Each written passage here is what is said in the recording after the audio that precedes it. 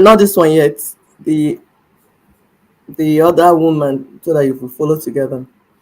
It's Let's see.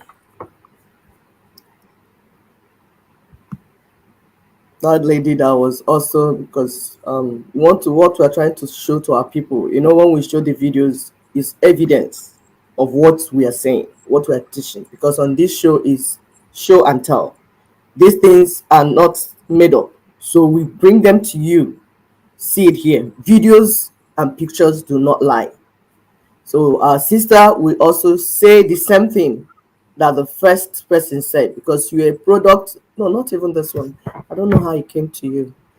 There's a lady that was talking about um, a system. You're a product of your system that you came from.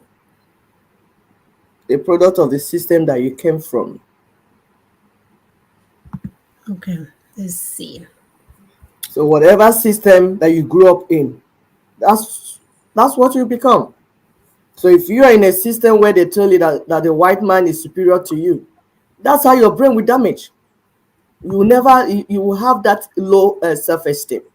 So anything white will make sense to you.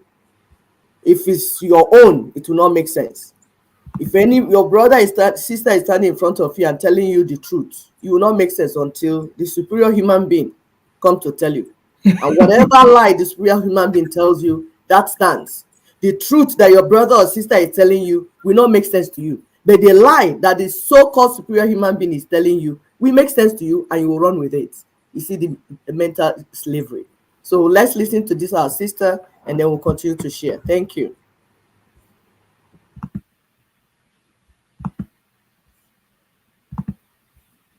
I know and I appreciate now that when you grow up in a colonial system, or in whichever system you grow up, people who design that system design in such a way that they will produce a certain kind of people, because they give them a certain kind of information, they expose them to a certain kind of information, and they keep certain kind of information away from them. So you grow up with a certain attitude. You are shaped. Your mind, your attitude, your values are shaped. Your world is shaped. And you are deliberately discouraged to appreciate anything about you, because you are not supposed to know or to imagine there was anything good in your pre-British experience. So your people in the pre-British era were primitive, they were backward, they didn't know anything, they did not even know anything about God. Now you know about God, you know about Jesus, you're saying the rosary. Remember, I was saying the rosary. All these things are packaged in such a way that you look at the British and you admire them greatly. Now looking back, I know and I appreciate now that when you grow up in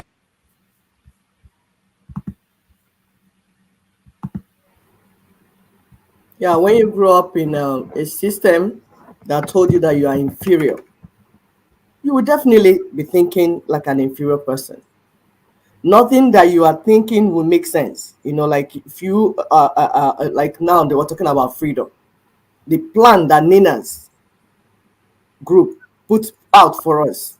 If you listen to it, if you sit down and study it, it's awesome. It's amazing. But it will not make sense to you because it's not white man that brought it. Meanwhile, white man will bring colonialism, chains, called 1999 Constitution, and hand over to you. You are still discussing with me whether we will bring it down or not. Mental slavery. Because you have been brought up in a way to feel inferior, that nothing from you is good. It's only the things from the colonizers that make sense. So my sister will play the one when they are not telling our people, because we told people religion, they use all these things to colonize us. Religion, politics, even economics, everything, education, everything they packaged and brought was a dance of go go gongo, deception. You think you're going here, but you're actually landing here.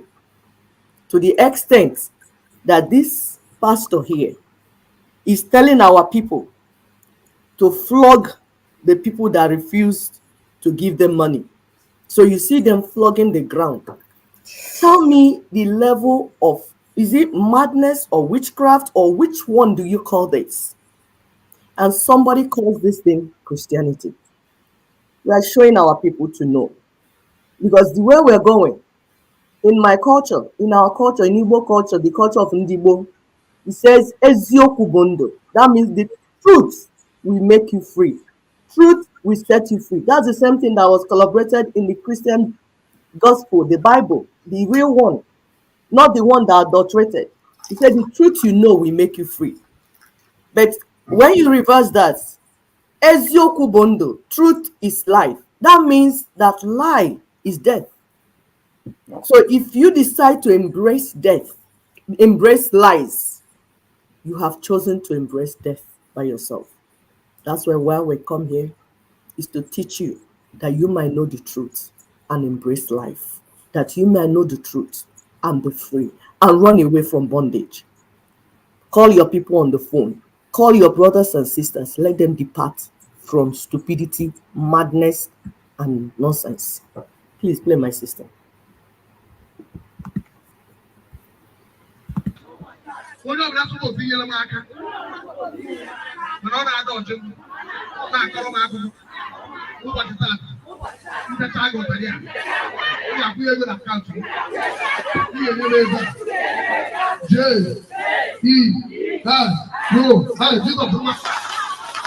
Madness in the name of the Lord.